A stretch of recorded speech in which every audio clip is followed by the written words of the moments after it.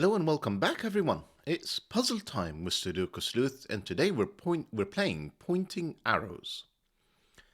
Now, I don't think naturally when anybody reads the sentence pointing arrows, they think of laser pointers. And I thought I should really just briefly explain why the thumbnail is what it is. So I came across this new puzzle and a new variant, nonetheless, which I'll explain in a moment. And it had a stunning 92% rating and had beautiful comments such as, "This is such a delightful puzzle, so smooth to solve, not too hard, with such elegant logic. Loved it," from Catalins. George the Toad too, nice flow and enjoyable, thank you. So I thought I was in for a bit of a treat. So I started playing the puzzle, and after 20 minutes, I've got my first break in at 7 minutes, and I was thinking, well, this doesn't feel like an easy puzzle. And after another 20 minutes, so this is like half an hour now of playing, all I had was, 3 digits and a bunch of pencil marks, and I was thinking, this is way harder than a one-star puzzle, and the comments really don't seem to line up. So I did what I normally do at that point, which is just pause. Even paused the video, went away for a bit, and I thought, maybe it's just a fresh pair of eyes. I'll take a look at it later. So I guess my subconscious carried on thinking, Sleuth, have you sort of lost it? You're struggling with a one-star puzzle as such. And came back and looked, and I realized somehow I actually played a different puzzle that's like 3-star rated, with a very similar name and the same constructor, called Pointers, with the same new variant. So this is my second attempt at the recording now with the actual puzzle, not the wrong one, which I'm absolutely confident will be a lot more enjoyable and kind of up this channel's sort of type of features. Now, just very briefly, so imagine the thumbnail is pointers rather than pointing arrows, and then it will make a lot more sense because that was the other puzzle name that I was actually playing. And, this scene that you see unfolding behind you, this nightmarish scene that you see unfolding behind you, is one I've sort of experienced myself personally growing up. So I'm old enough to have, laser pointers to have become fashionable at conferences when I was still in school. One kid comes in with a laser pointer, plays around with it. All the kids go home now and try and find their own, buy their own, and come back the next day with an army of laser pointers. That obviously drives teachers wild, as they're all really scared about having them being pointed into people's eyes and blinding them. But kids being kids, of course, are deliberately trying to point at people's eyes and play. Luckily, I guess I survived with intact eyesight. Enough of the introduction, let's take a look at the actual puzzle. Let's make sure I'm actually playing the right puzzle this time. This is not the right puzzle.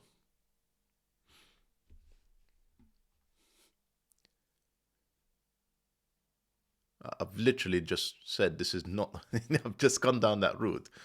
This is the right puzzle. No, I haven't changed the title name. Excuse me, that's my mistake.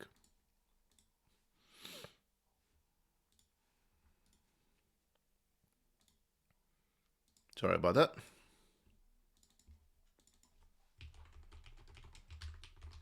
There we go.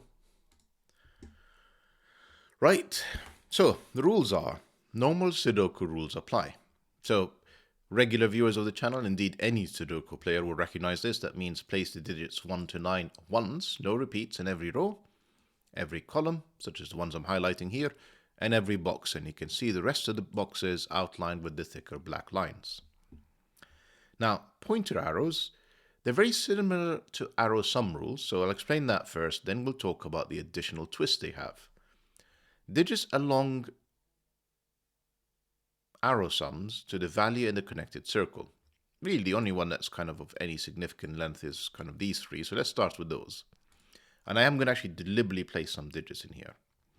So what this is saying is if I put a 2 and a 1 in here, They sum up to 3, and therefore there has to be a 3 in the circle. This is fairly traditional arrow sum rules. Now, here is the twist. Additionally, arrow tip points towards a cell containing the digit within the arrow circle. So essentially, this 2 here, or this tip, I should say, is pointing towards another 3 that lies in this direction, because that's the value that's inside the circle. The value inside the arrow tip indicates the distance from the arrow tip to this cell. So the 2 means it's 1, 2 away, that's the 3. And now you have the pointing arrow and arrow sum completed correctly. Obviously in here, that's also an arrow. So you kind of end up with this repeat going on. Well, hopefully that was clear enough. Remember, arrow tips are pointing towards the direction of where this circle also lies, and it's 1, 2 away. Forget the fact that this happened to be another arrow. That was a bad example because it will break the puzzle. Now, if you fancy playing the easier puzzle, the one that is probably solvable, and you want to stop that nightmarish scene that you saw at the beginning there, take away the laser pointer from the kids and just tell them to calm down a bit. Link will be in the description down below as usual for you to play along. And maybe just before I start the clock, I'm going to mention, maybe I'll leave a link to both puzzles, just to, as a bit of an extra challenge on the weekend. And link will be in the description down below as usual. In this case, links. There will be 2 of them. And with that said, I'm going to restart the clock and see how I get on. So given I sort of half played a much more difficult one, I'll explain my logic when I started the previous puzzle. Now the arrow tips, you can see, are often pointing at, towards the edge, not far away. So if you think about this one for a second, this is a minimum of 1, a maximum of 2. If I try and put a 3 in here, it's saying 1, 2, 3. There are digits off the grid, which is not at all what this is about. So these 2 are from 1 and 2. 1 and 2 and again in here. 1 and 2 again in there. And you can see how we can actually, display so much easier than what I was trying to do earlier. Excuse me. All right. 1, 2, 3. 1, 2, 3. 1, 2, 3, 4. 1, 2, 3, 4, 5. Is it 5? 1, 2, 3, 4, 5. Yeah. I'm going to ignore these 2 because they're quite a bit longer. I mean, this is all the way up to 6, and this is 1, 2, 3, 4. I will pencil mark this one. Now, as I was actually filling this, I also noticed something else. Remember, these are arrow sum rules, meaning because they're a single cell arrow, whatever the value that is in here, in this blue set, this one and this one are the same. Because, we're not really summing, it's just one cell. Now, imagine if I put a 1 in here, what would that look like? This is now saying there is a cell that's 1 away from the tip that's called 1, and now we've broken the puzzle. So, I quickly filled in some of the numbers, but a lot of them are not actually entirely valid numbers because you have to get out of the box to be able to repeat the circle. So these blue sets are not actually 1, they have to be 2, this has to be 1. This is not 1 or 2 anymore, that's a 3. That's a 3. This is not 1, 2, or 3 anymore. I'm sure I've got some similar logic going on here. Yeah, you can see that this cannot be 1 because these 2 would be 1, and therefore that would be a third 1. Well, a second 1 in the same box in box 3. That has to be 2. That's the 2. That's the 1 you can see now. I've eliminated the 2 as an option in here. And this is not 1 or 2 either. This is not 2. This is not 1 either. That's a 3. So whatever this value is, it's 1, 2, 3 away. It's in here. And I don't know what it is just yet. Because that's 3, that's 3. I already placed this one. That's not 1 or 3 or 2. Actually, that's a 4. That's a 4. That's 1, 2, 3, 4 away. I should have mentioned in the rule set, it says there may be other instances of the same digit between the cell and the arrow tip. So technically, these could be 4. Doesn't actually disrupt the fact that this is 4 cells away. But obviously it couldn't be, because whatever this value is, it's the same one in here. So because that can't be 4, that can't be 4, they're both 5. And therefore 1, 2, 3, 4, 5, that's the 5. Yeah, that does play a lot more smoothly. We've almost done all the arrow tips. Probably a bit of Sudoku to actually see if I can place any more 1s and 2s. So for example, this can no longer be a 1, because that can't be a 4. It's not 2, it's not 3, it's not 4, it's not 5. That's a 6 and a 9. Therefore, that's the 9. Kind of half tempted to think about this one as well now. So it can't be 1 or 2. It could be 3. I did say all the way up to 6, didn't I? 4, 5, 6. And in a way, same is true in here, except it can't be 5 because I've got a 5 in there. So essentially, this is pointing towards 7, 8, or 9, because the minimum I could make this now is 3, 4. And it's 1, 2, 3. There is a 7, 8, or 9 somewhere along this side. That's about as far as I can take this. Let's think about this 3, 4, and then I will do a bit of Sudoku. There's probably a lot of digits I can place now. This is not 1, 2. It could be another 3, 4. It's not 5. It could be 6. Can't be bigger than 6 because that's a minimum of 3, and that would get us to 9. In fact, it can't even be 6 because that would place another 9 in the same row. And because this can't be 5, it is 7. And the 7 is either 1, 2, 3, or 4. One of these is a 7.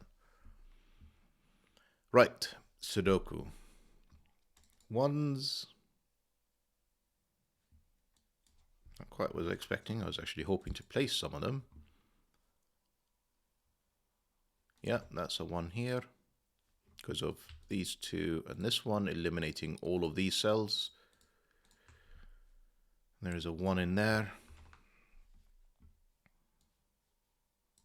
There's a 1 in here. Okay.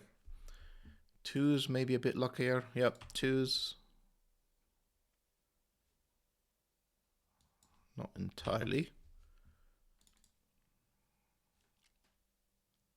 Is that 2, 7 pair?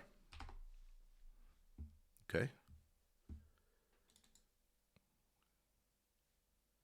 I really thought I placed a lot more 1s and 2s and 3s, but it doesn't seem like it, does it? 3s maybe?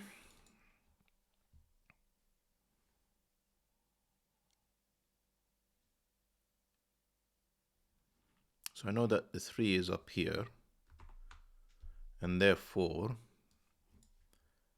given there's a 3 there, because of essentially I've eliminated 3s from here, so one of these 2 is a 3, so 3 in this box now, all of these are eliminated, plus this cell, that's a 3,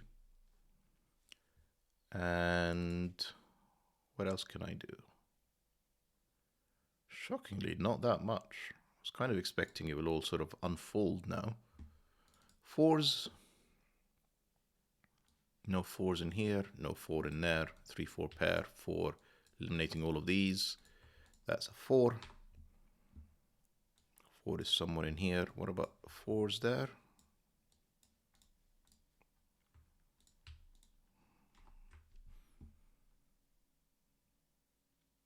The interesting thing is I have to have at least a 3 or a 4, because 5 and 6 will be 11. So there is a 3 or a 4 guaranteed. So one of these is not correct. At least one of these is not correct. 5s maybe a little bit easier. Here's a 5. Not quite either. No 5s in here.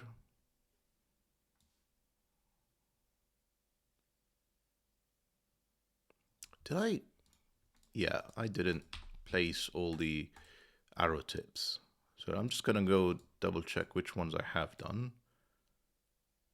Like, I haven't even placed all the ones. I kind of talked about it and then just totally ignored it. I don't know what happened there.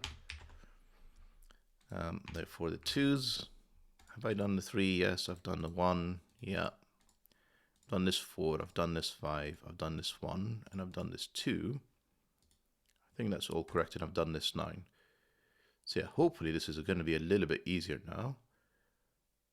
I had placed these 1s and 2s. What does it do? Places the 2 and the 7, which tells me now that's a 4, 3. And that places more 4s and 3s for me to look at in a second. The 1s, well, I've finished the 1s now, so not to worry. The 2s, also finished. And now with the extra 3, almost. Hang on, that's the wrong column. These 2 3s eliminates everything except these 2, which lines up in here. Well, doesn't necessarily have to line up in there. We don't actually know which one of these is a 3, or that there's definitely a 3 in here, because I can definitely have 4 and 5 with a 9. Let's have a think though about this. Do I want to do that? Yeah, may as well get as much as we can out of the index / pointing arrows. So 1, 2, 3, 4, 5. Well, it's certainly not 6 anymore in here because it's pointing at a 1. So this is 3, 4, or 5. It's these cells. No, actually, it's 1, 2, 3. It's three cells. So if that's a 3, that's definitely a 4 with a 7. That works. If that's a 5, it doesn't work. 1, 2, 3, 4, 5. It points at a 7, but I can't place a 2 in here, so 5 no longer works either. So the question really is it 3 or 4? So these 2 cells, and it's no longer pointing at a 7, so I have to use the 6. If I don't use the 6, I'm left with 3, 4. That totals up to a 7, except that's in position 5. So I have to use the 6, that has to be the 3, that has to be the 9 to sum up. And it's 1, 2, 3, that's the 9, that's the 4, that's not the 3, that's the 3, that's not the 3, that's the 3. And I've nearly done all the 4s as well now, surely. Yep, 4's done. 5's not quite actually. 5's.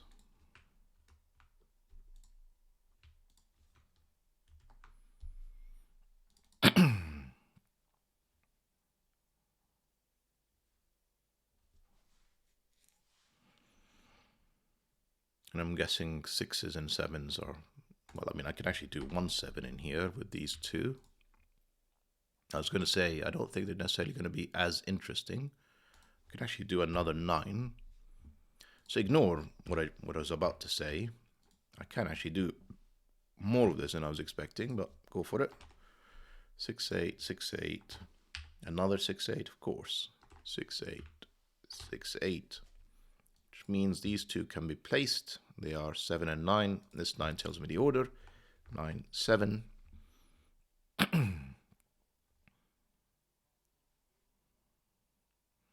So I have 5, 6, and 8 in here. Actually, really close to doing all the 9s.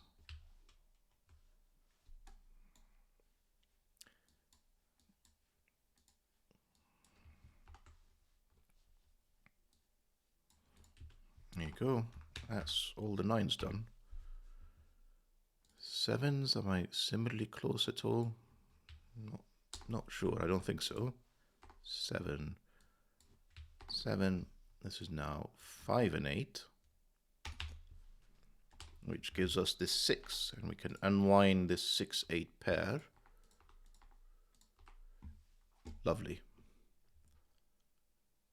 Still have a 5, 6, 8 in here. Doesn't actually help us.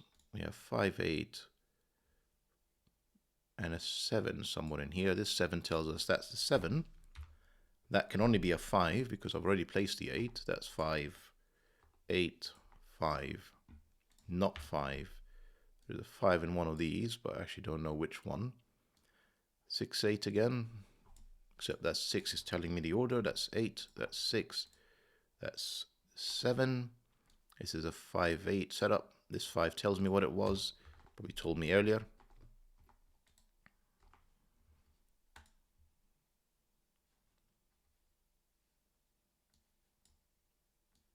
So this is 5, 6, meaning this is the 8.